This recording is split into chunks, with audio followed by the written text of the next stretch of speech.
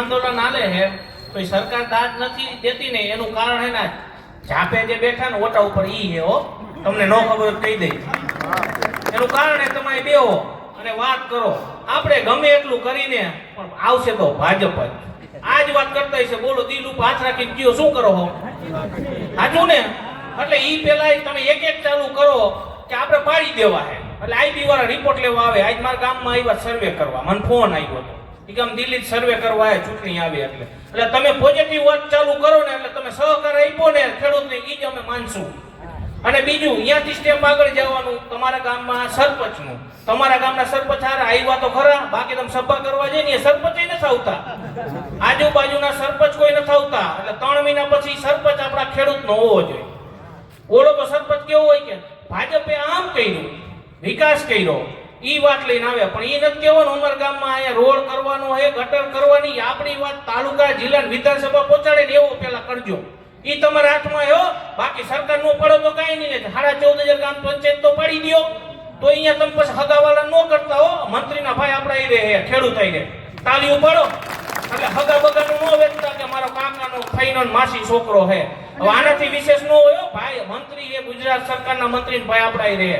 એટલે પાડી દીધી બધી કઈ બાકી જોયું ને? એટલે તમે હગાવાત ભૂલી જાવ. એકવાર તમે સરપંચ પાડી દો ને એટલે 50% સરકાર પડી જાય. અને બીજી વાત, એટલે હર્ષભાઈ વાત કરી કે દેશી દારૂ પકડાય ને પીએસઆઈ અને પીઆઈ સસ્પેન્ડ કરી દેવાના. અને આજ તો એવું કીધું કે સરપંચને પાડી દે. સરપંચો અમારા જનતાથી ચૂંટાઈ એના દિલ ઉપર રાજ કરી ત્યારે સરપંચ બનાવે. તમે તમારા ભાજપ, કોંગ્રેસ કે આપ કોઈ નથી બનાવતું તમારા સિમ્બોલ ઉપર.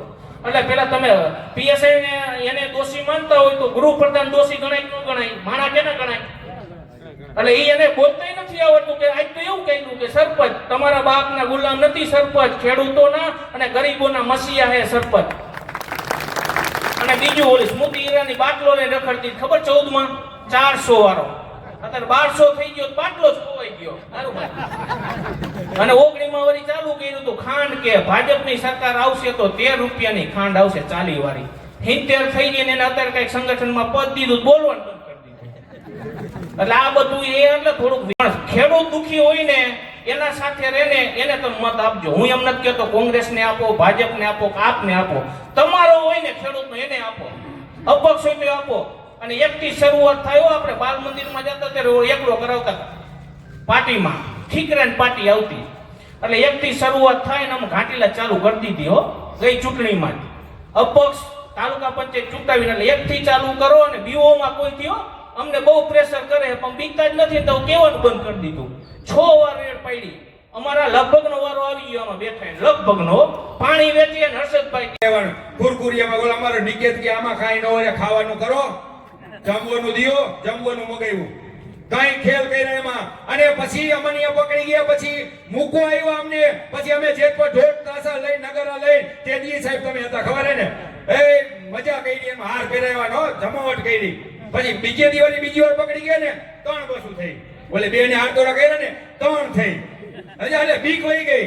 એટલે કહેવાનો મતલબ શું કે તમારા ગામમાં ગમે ત્યારે કોઈ આવે તો બીવાનું નથી. આ તંત્રથી કોઈ બીવાનું નથી મિત્રો. પોલીસ વાળા એવા હોય છે સાચા, અધિકારીઓ પણ એવા હોય છે કે આપણે અંદર બંધમાઈને પણ આપણે મદદ કરી રહ્યા છે.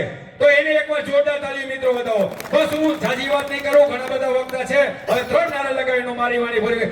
ભારત માતા કી જય, જવાન નારી શક્તિ. બસ તો ભારત માતા કી જય.